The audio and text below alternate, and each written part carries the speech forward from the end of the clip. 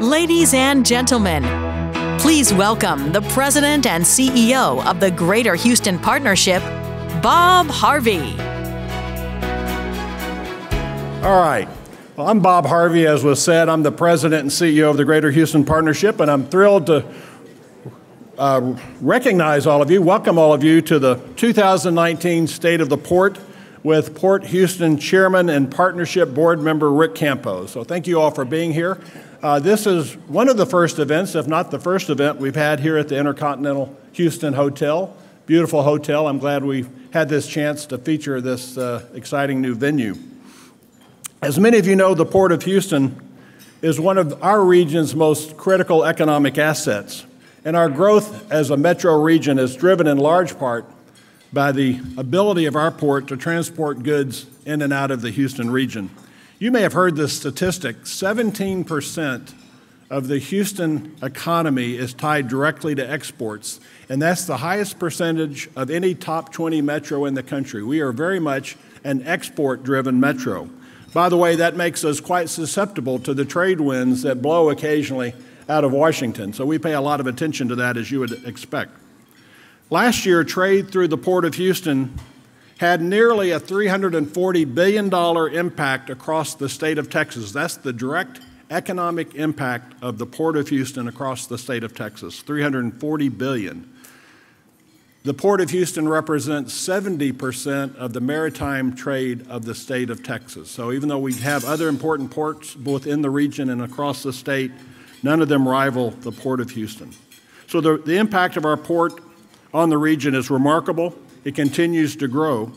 Now, Rick assumed the chairmanship of the port earlier this year. Rick, I won't ask how long ago it seems, but it was just under a year ago. But his leadership at the port is truly critical at this particular moment in the port's history.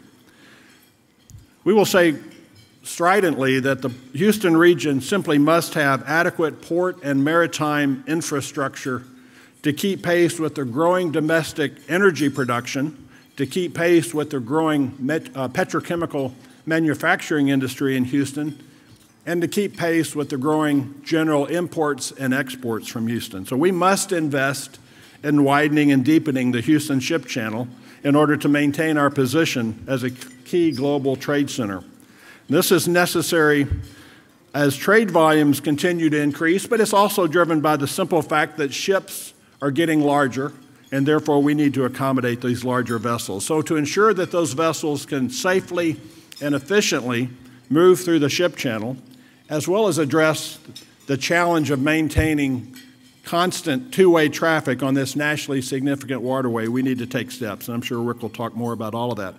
Now, this project won't be without its challenges, but the reality that we're facing as a region necessitates that this be a top priority of all of us in the coming months. So I look forward to hearing Rick discuss this issue further after lunch. Now, before we break for lunch, I do want to acknowledge our generous sponsors who made today's event possible. Our waterway sponsor is Port Houston. Our gateway sponsor is Chevron. Our maritime sponsor is Enterprise Products Partners. Our cargo sponsors are Bracewell, Dannenbaum Engineering, Gehigen and Bryant Associates, Haynes & Boone, Houston Pilots, Intercontinental Terminals, Kinder Morgan Terminals, Lone Star College, Moffitt & Nickel, Stantec, and Targa Resources. And our welcome entrance underwriter is BB&T. Can we recognize all of the sponsors that made this possible?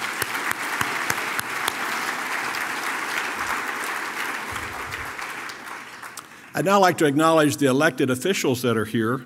I'll ask the elected officials to stand when I say your name and remain standing. I'll introduce the elected officials typically in groups. I'll just ask you to stay standing for your group, and I'll ask you to hold the applause until each of these groups is introduced one at a time. So let me begin with the port commissioners that are here, and I hope I haven't missed some, and I probably have. If so, I'll catch them later. Commissioner Theldon Branch and Commissioner Dean Corgi. Would you both stand and let us recognize you? Thank you. And Clyde Fitzgerald. Right? Sorry, Clyde. You know. Oh, I'm getting on. This always happens when I try to be extemporaneous. So. Okay. Don Carlos. I'm sorry. All right. We'll fix it after lunch. That's always my answer, Theldon. State elected officials, please rise when I give your name. Representative Briscoe Kane, Representative Anna Hernandez, Representative Jim Murphy, Representative Marianne Perez, Representative Sean Theory, Representative Armando Wally. Would all of you stand to be recognized? Thank you.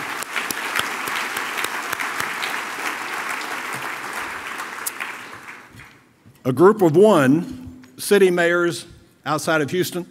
Mayor of Pasadena, Jeff Wagner. Jeff, where are you? Oh, Jeff, hey, thank you. Appreciate it. City council members, Houston City Council members, Jack Christie. Jack, where are you? There you go. Thanks, Jack. Thank you. Harris County elected officials, I'll introduce Judge Hidalgo in just a minute when she arrives, but Harris County Attorney Vince Ryan. Vince? Thank you, Vince, for being here. And I'll introduce Houston Community College trustee Eva Laredo. Eva, where are you? Eva, thank you. Thanks for being here. All right. Thanks to all of our elected officials. And if I've missed some, as I always do, I'll introduce you after. I'll catch you after lunch.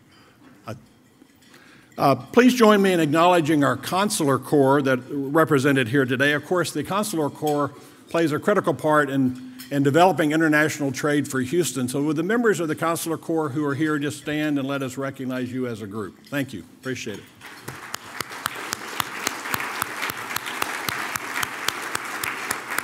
And finally, would the members of the Greater Houston Partnership Board that are here please stand and let us recognize the Partnership Board members that are here.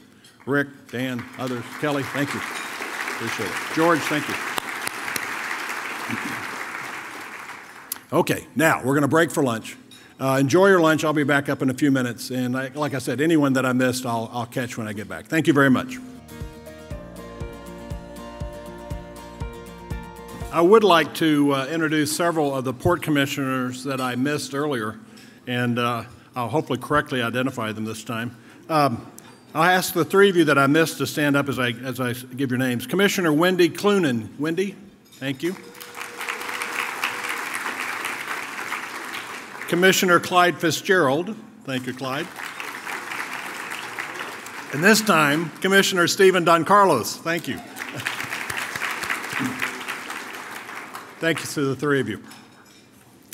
I do want to recognize also Representative Christina Morales. Christina came in after I... Thanks, Christina. Nice to see you. Thank you. Thank you. I say you came after I... It may have been that I just missed you, but I'm putting all the blame on you. So thank you for letting me do that. Thank you. Not very nice. Now, to help me introduce our keynote speaker, I'm going to bring up Harris County Judge Lena Hidalgo in just a second. Now, as you probably know, Judge Hidalgo has been committed to giving back to Texas since she arrived in Texas in 2005, devoting time to the county's most vulnerable communities, from her time at the Texas Civil Rights Project to serving as a Spanish-English medical interpreter at the Texas Medical Center. And there's a lot more in between. I'm jumping from that moment until November of 18, when Judge Hidalgo was elected, the first woman to serve as Harris County Judge, the first Latina elected to Harris County Judge. And I must say, for those of us who were there last week, Judge Hidalgo, what a great State of the County event. Thank you so much for doing that. Excellent event. So with that, Judge, let me turn it over to you to introduce our keynote. Thank you very much.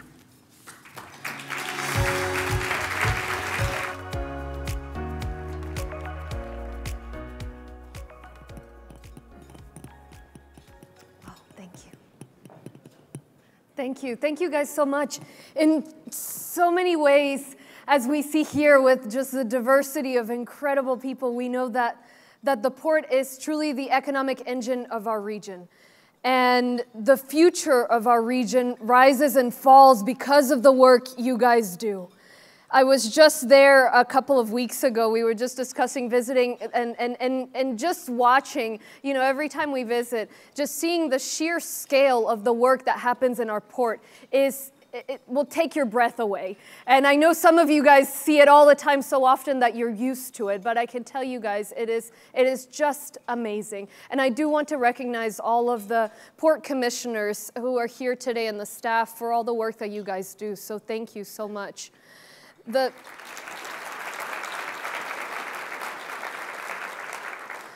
The importance of our port means that the decision about who will lead it is in and of itself incredibly significant.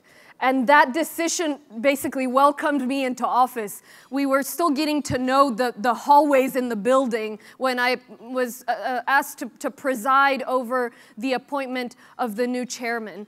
And boy, did the county and city make a great decision in Rick Campo.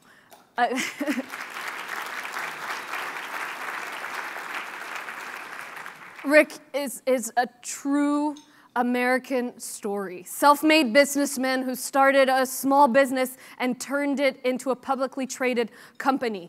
All the while, maintaining a diverse workforce. I just met an employee of 34 years, a faithful and incredible community surrounding him. A brilliant spirit of service, as you guys know, involvement in the GHP, involvement with the Super Bowl, with the Houston First Corporation. And that savvy and that energy and that fresh perspective has become clear in the year that Rick has been serving as chairman.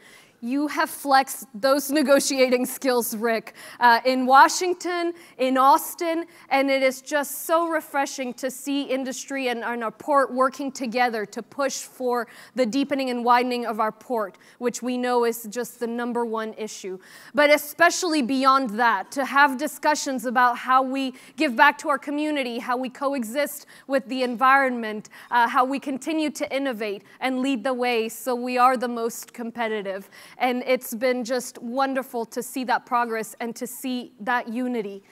We talked just last week when I was here for the state of the county about how our economic state of the county is great, in part because of the port and how you guys contribute to 1.3 million jobs. You guys did that. And you guys have done that together. It is ultimately that unity that will continue to make sure we're the best we can be. Thank you so much, Rick, for advancing that vision boldly. I'm so excited to see what you continue to do. Ladies and gentlemen, please help me in welcoming Rick Campo, our incredible chairman.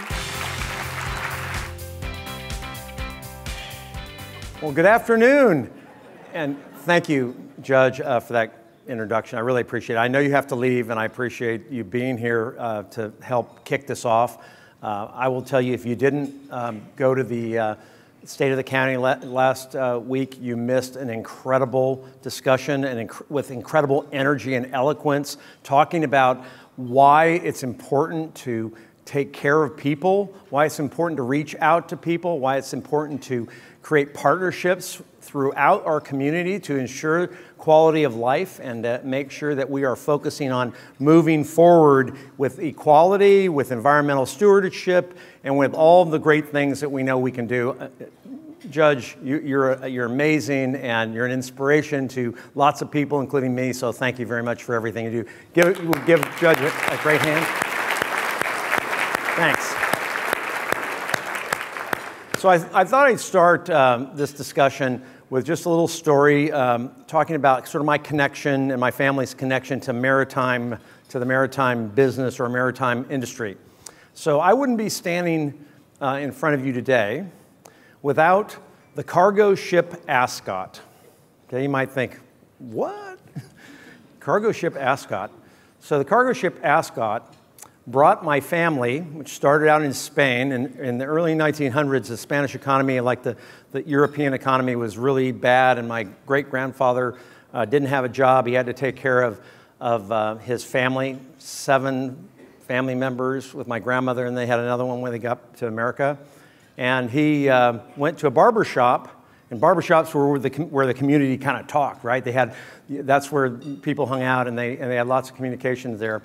And somebody told him that there was a company that would take the whole family to America if they would pay 50 cents a head, and they had to pass tests and health things and things like that, and then they would take the whole family for 50 cents a person on the ship Ascot to Hawaii to work in the cane fields in Hawaii. So my great-grandfather decided that that was a good idea. It would create value for the family. Lots of Spanish immigrants came to the U.S. that way. It took 52 days when they left in the spring of 1913. And they went around the Horn because the Panama Canal it was being dug at that time, but it hadn't opened. It opened in 1914. So they had to go around the Horn, 52 days. They landed in Hawaii, and they were brought by a ship. That ship then, they worked in Hawaii, got enough money to go to book passage on another cargo ship to Seattle, and then another ship from Seattle took them to San Francisco, and then they settled in sort of the Steinbeck era of Monterey and Cannery Row and that kind of time frame. My grandmother had a second-grade education, and she thrived in America. She was harder working than anyone around her, and she never stopped learning. And when you think about the port and you think about what makes Houston great and our region great, is that we have the same view. We work hard, we play hard, we never stop learning, we focus on creating value for our families and for our community in general, and that's what got me here. So I have a connection to the maritime business in my blood from my grandmother and my family coming to America. I would like to introduce somebody who is here today. He's my father, Rick Campo. What you want to?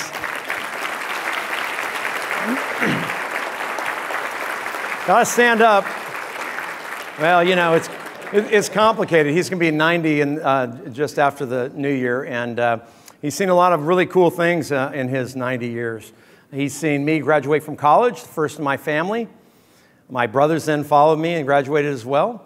He's seen me become the new chair of the Port of Houston, right? Which is pretty amazing. And you know, Judge, you said a year, but it's only been 10 months, but it seems like 10 years.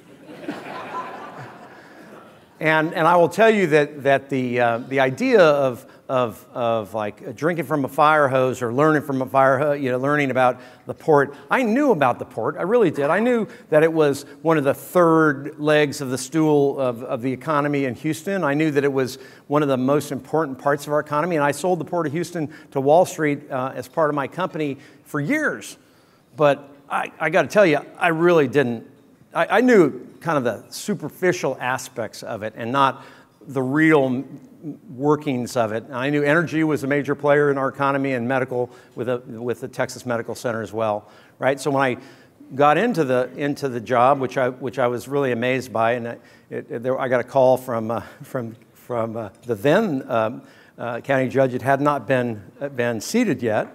And just before Christmas, and we started talking over Christmas holiday, and then ultimately I was selected, and I appreciate that, to become the new chair. So one of the things that I did to start with was I started talking to everybody I could about what the port was about, and I started reading history books about the port. So I'm going to give you a little history lesson. So what I'm going to try to do today is communicate with you about what I learned and how we're going to apply that to our future. Because when you think about the port, in the general sense, the port, it's about jobs, it's about quality of life, ultimately. Because when you think about it, we can't have a great quality of life without a job to start with. It's got to be a reasonable job that we can feed our families with. And the port has been creating those jobs forever, and they will continue to create that.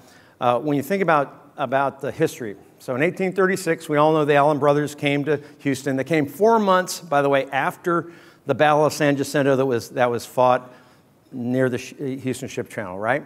And they settled in downtown Houston at the headwaters of what at the time was the headwaters of Buffalo Bayou, and they put their stake in the ground because they wanted to be able to sell their land on a waterway. So we know that waterways have been important to regions and important to our country forever. In 1870, a really important moment for the Port of Houston, Congress designated Houston as a port city. Now it's important because all federal waterways are controlled by the federal, or all waterways in the U.S. are controlled by federal government.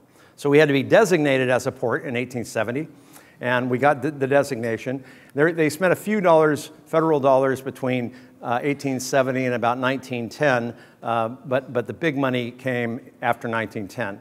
And what happened that created the opportunity for Houston to become the real port that it is today was in 1900 there was an awful hurricane in Galveston, destroyed the shipping in Galveston. Galveston was actually a larger population based in Houston at that time.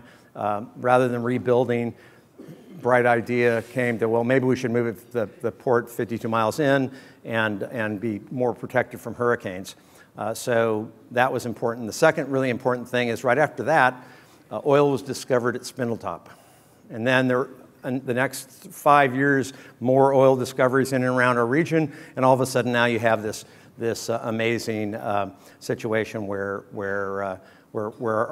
our port starts really coming to life. In 1910, Jesse Jones and a group of business people, probably the predecessor to the Greater Houston Partnership, they said, you know, we need to make this port wider and deeper. And they calculated the cost was $5.5 million at the time, which is big money. And the federal government didn't have a lot of money in 1910. It wasn't really great. And so getting that kind of money from the federal government was very, very difficult. So what they did is they decided to come up with this great private-public partnership plan. They called it the Houston Plan. And the Houston Plan basically said, we're going to take half the money from business, because we know deepening and widening that port in the early 1900s would create value for everybody, and we probably do well, so let's pony up. So they raised $2,750,000 in one day in downtown Houston, led by Jesse Jones. And then they went to Washington, D.C., got D.C. to approve another $2,750,000. They put it together, and then in the next 4 years, they dredged the channel. It became 25 feet deep, and the rest is semi-history, right? The other thing that was interesting about the 1914 was the same year that the Panama Canal opened. Okay, so the U.S. government, to give you a little factoid here, spent $500 million at the time. $500 million. In those days, that's a big chunk of change, right? So our government decided that Panama Canal was really important for long-term cargo and transit to help America grow over a long period of time, and they funded that. At the same time, they funded $2,750,000 to make our port 25 feet deep, right? The other important thing is that my grandmother had to come around the Horn because she was a year late on the Panama Canal. It would have taken a lot less time if she didn't go around the Horn. And they had some real issues in the bunks and the rats and some other stuff, really kind of cool stuff that was there. So when you think about it, that history that started with really amazing business people that wanted a better life for their families, a better life for their community, was about creating infrastructure projects that ultimately create jobs, and that's what Port Houston is all about. So today, I stand on the shoulders of giants.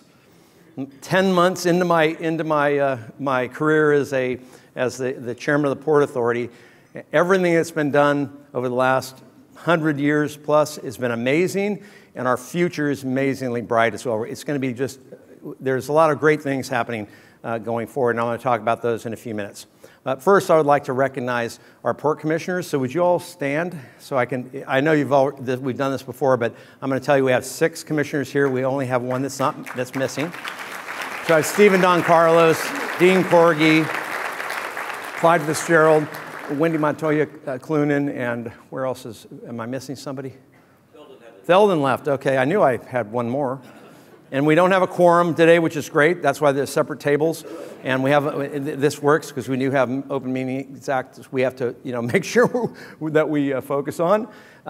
When you get down to it, all these big projects, everything that we do when we think about infrastructure or community development or economic development, it all comes down to people. It's about the people who show up every single day to make their world better or to do their job or what have you. Now, I will tell you, 2019 is an interesting year. We had the anniversary of Apollo 11 in the summer, right? And when you think about Apollo 11, it's just amazing. It's a defining moment for our country, defining moment from Houston. Collaboration made the mission a success. People made it possible then, and they're making it possible now. Houston has a can-do spirit. We overcome the impossible. We are innovators, game changers, and we make stuff happen. If you can dream it, you can do it. We have that tagline you might have heard before. We choose to go to the moon in this decade and do the other things, not because they are easy, but because they are hard. Because that goal will serve to organize and measure the best of our energies and skills. When you think about that speech that President Kennedy made in 1962 at Rice University, he talked about easy versus hard. And to me, the folks that work at the port, and I'm not talking about Port Houston, I'm talking about the broad port, they make what's hard look easy. And that's what it's about. It's about trying to create that value and be innovative and focus on being innovative. The port was the key to NASA's decision to build NASA in Houston.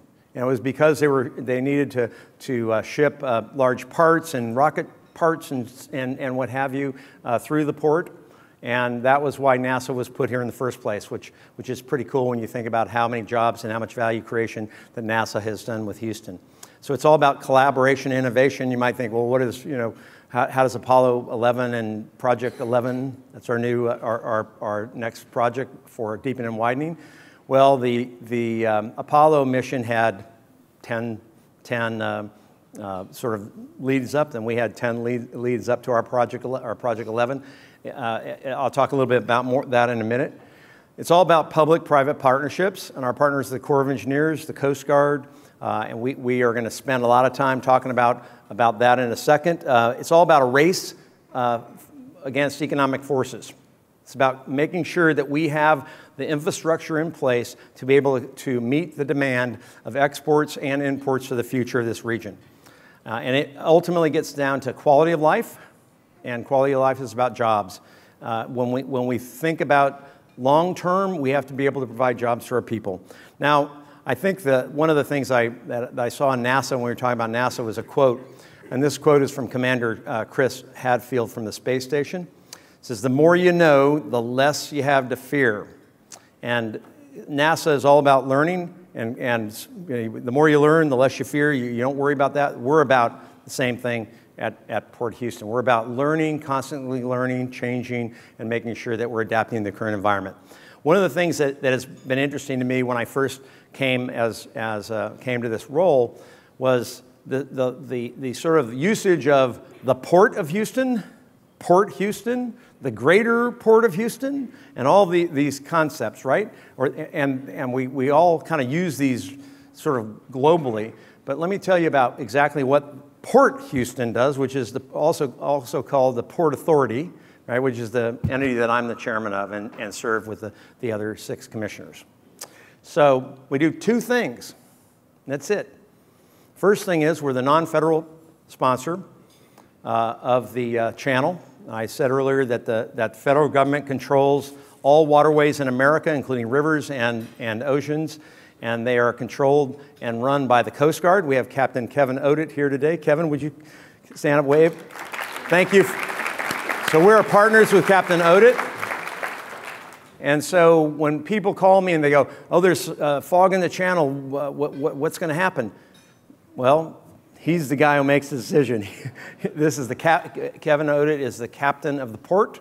And if there's an issue in the port, safety-wise or weather-wise or anything like that, Captain Oded is the one who controls that. The port supports. We support with our fire and our police and our information. But at the end of the day, the Coast Guard is the boss, and we are their partner, and we work with them very, very effectively. The next piece of the equation is the Corps of Engineers. The Corps of Engineers, if you need to move a tiny spoonful of sand in a construction project, you have to have a Corps of Engineers permit. Okay, so the Corps of Engineers controls every aspect of dredging or widening or what have you. And so we partner with the Corps of Engineers as well to make sure that when industry needs a wider and deeper channel or some improvements, we can help them get that by partnering with the Corps of Engineers along with the Coast Guard and ultimately to get that done. And that's all the Port Authority or Port Houston does. in terms of the non-federal sponsor aspect of it. We also manage the 8 public docks. And 8 public docks doesn't sound like a lot of docks in the port. It's got a great business. Today it's very strong, well managed, and we'll talk about that in a second. But let's talk about the 200 plus private and public docks that are in the channel. And this is really interesting when you start thinking about what's going on in the channel from an energy perspective. So U.S. oil, 10 years ago we had 5 million barrels a day of production. Today we have 12.5 million barrels going to 17 million barrels at some point, depending on price and all that. But we have the capacity to ramp that up. And NLGs, similar growth patterns for all hydrocarbon products. You try to say that.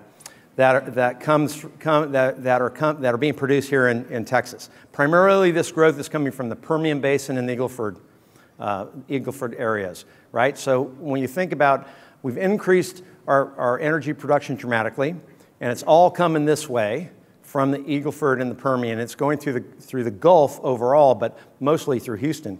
When you think about U.S.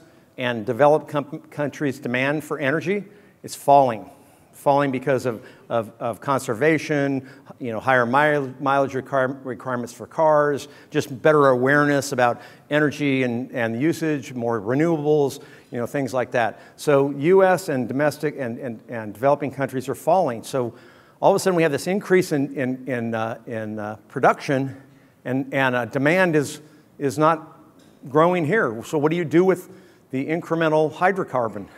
You have to export it. It has to go out. And that's great for America. It lowers our trade deficits. It creates value for everyone along the supply chain, keeps lots of jobs going.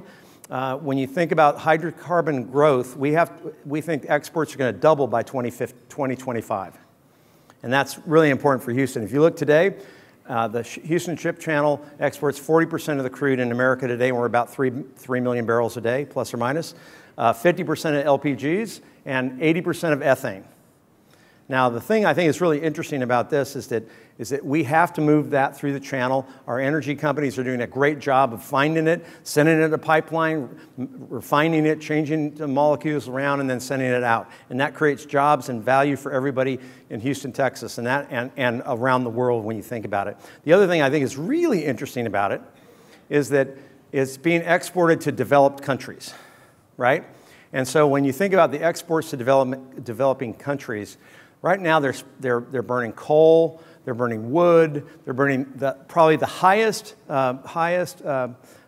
type of fuel you could burn that creates very, very large CO2 emissions. When you replace those CO2 emissions with the energy that we're exporting today, you lower greenhouse gas emissions by 44%. So when you start in developing countries. So when you start thinking about our energy complex today, it's about improving the world's carbon footprint.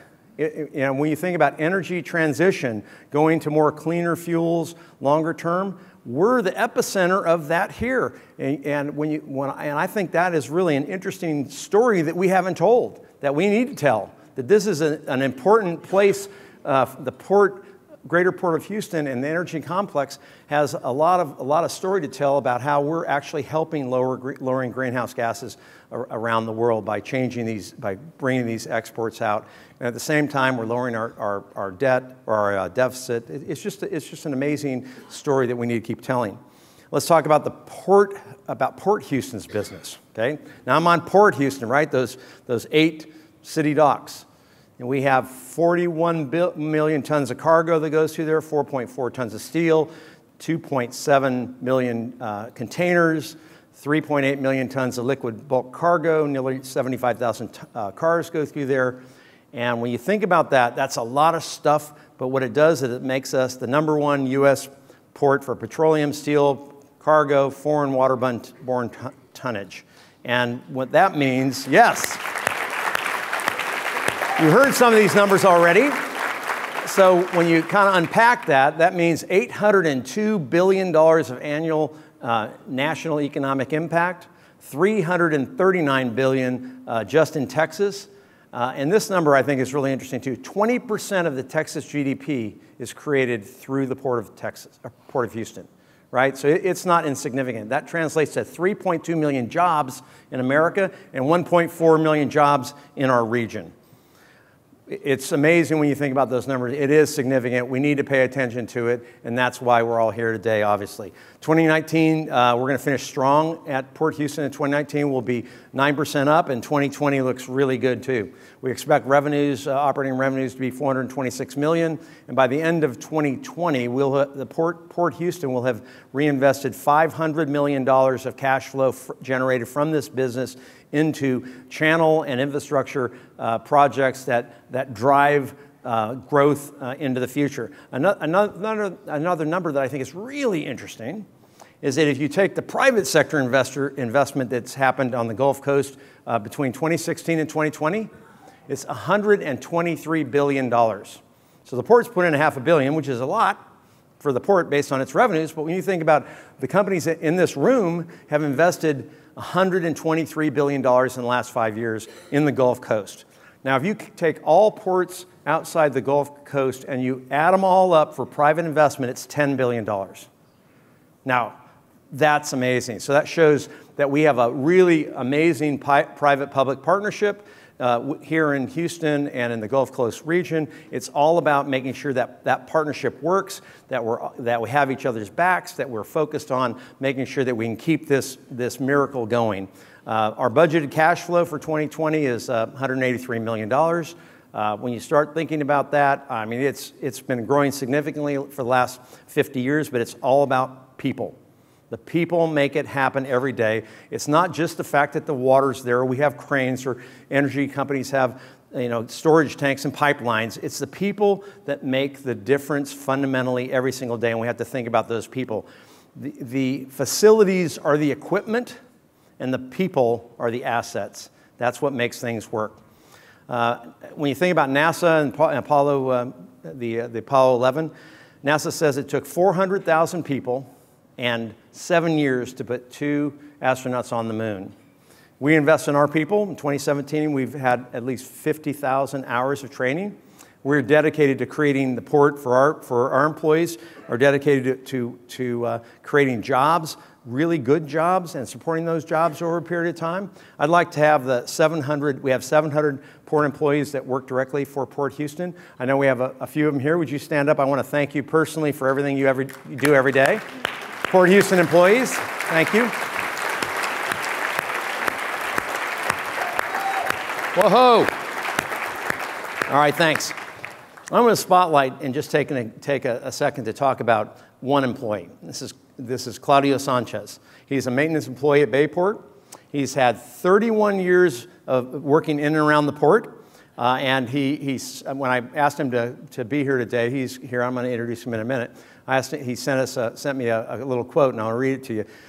His quote was, "Once Port Houston opened the door for me, I was going to take my opportunity." And you know what? And it's about creating opportunity for everybody in our region and making sure that they have a great job and they have a great future.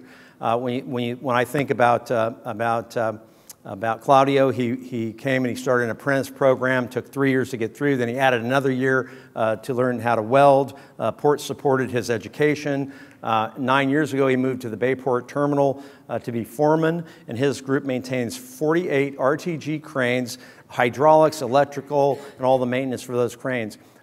He's married for 32 years, has a daughter and 3 sons, of which 2 sons work at Port of Houston, and his father worked at the port as well. We have 3 generations of Sanchez's in our port. So, Claudio, would you stand up and... Thank you. You know what's interesting about today is that when we invited Claudio to come, he's usually working in maintenance at Bayport, and he's dressed like this, and then he kind of had to dress like me so he would feel comfortable.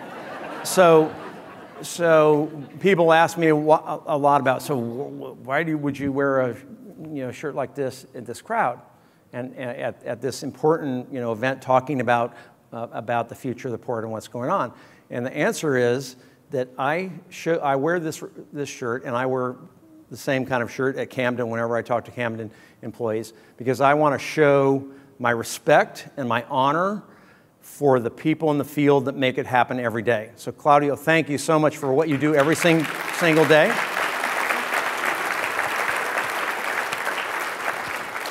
And when you think about the reason people are so important, it is about future job growth and the quality of life, but it's about supply chain.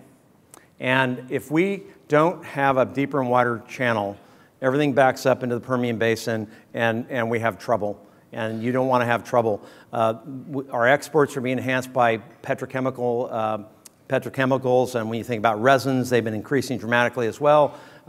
We will continue to drive those exports going forward, and it's absolutely critical to make sure that we continue to do that. When we think about container businesses, the container business is really good. We have doubled our container business in the last 5 years. We will continue to grow that going forward. It's about making sure that we have enough space and enough growth potential to be able to provide products that everyone needs every day. If you think about what's happening to population, our population today is about 7.2 million in the region. It's going to go to 10 million by 2040. Those 3 million additional people, plus or minus, are going to need products. They come in a container. They come to Houston in that way. They also need jobs. That's why we're focusing on making sure that we continue to create those jobs. When we start moving forward into the discussion about the channel, we are really happy about having the pilots. We have the pilots with us today, and where is Mark Mitchum and his group? How many do we have? Mark, are you the only pilot here? Greg, stand up, please. Here are our pilots. We also have one of the new pilot commissioners, Roland Garcia. Thank you, Santa.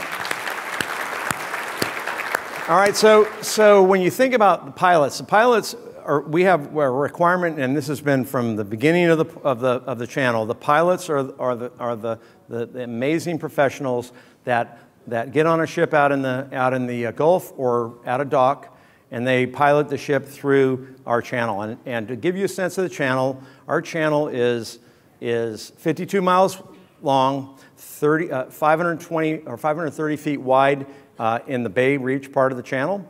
And so what has to happen in order to maintain two-way traffic, because two-way traffic is imperative for input or throughput through the channel, they perform a maneuver called the Texas Chicken.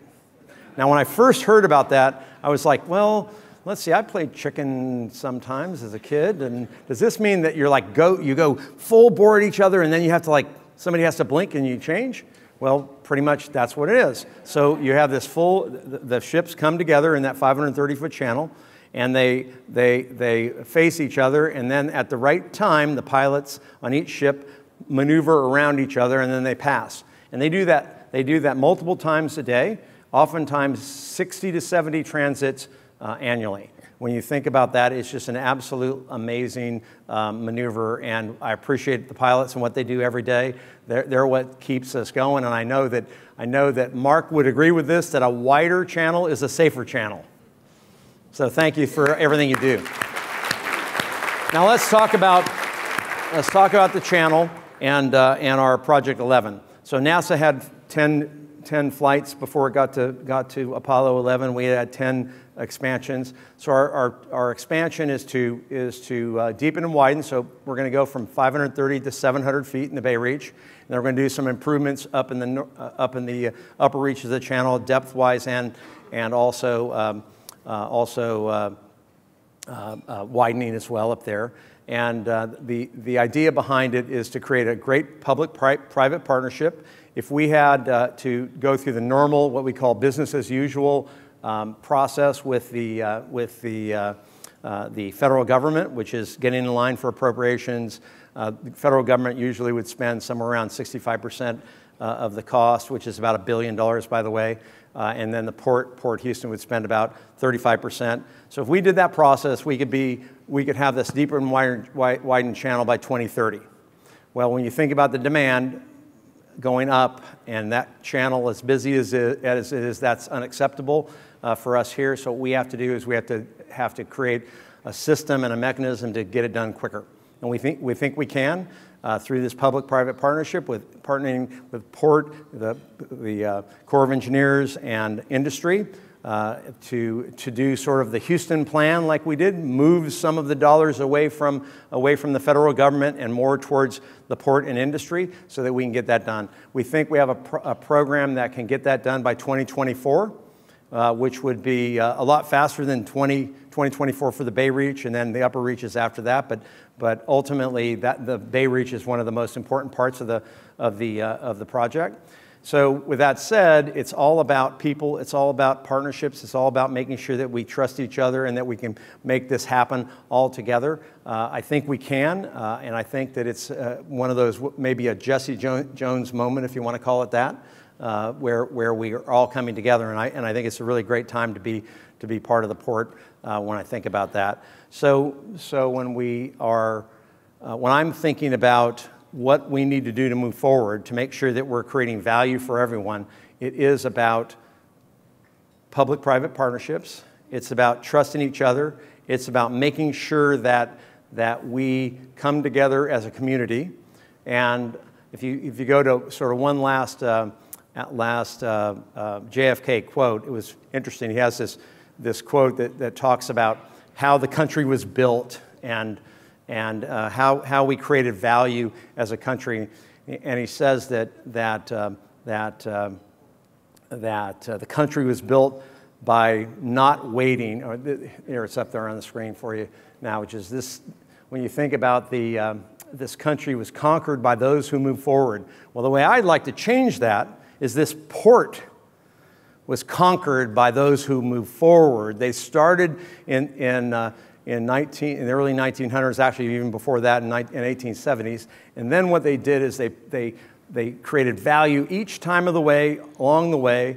And when you think about NASA today NASA is doing bigger public-private partnerships, and there's more private money moving NASA than there is public money, and we're at the same place today.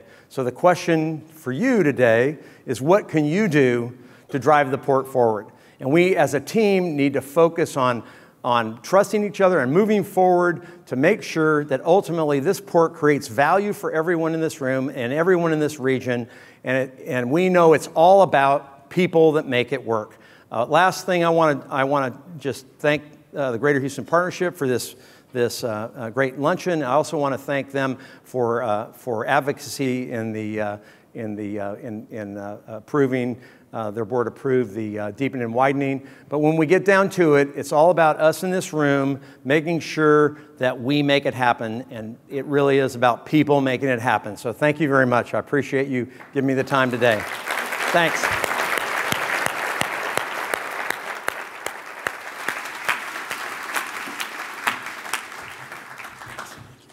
Sure. Thank you. All right, I know you've got to run. Let me close with a few comments. First of all, I hope you see in Rick's presentation the very being of someone who cares about this community and is willing to commit themselves to civic engagement.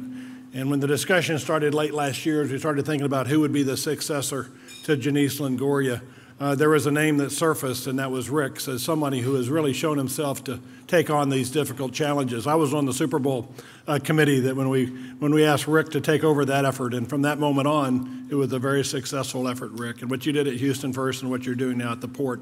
But I really want to present that to all of us. This is what we need more of in Houston, frankly, this kind of civic leadership, and it's great to see it from you, Rick. Thank you.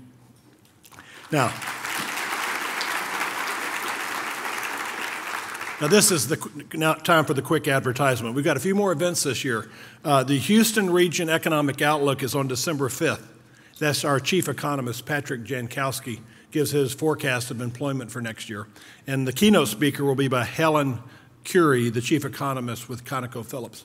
And let me tell you, this is a tricky time to forecast employment in Houston. You know what's happening in the oil patch. The stock market has become fairly hostile to our key industry. You all know that. And so Patrick's going to cut through all that and present his forecast for employment for next year. I think it'll be very interesting.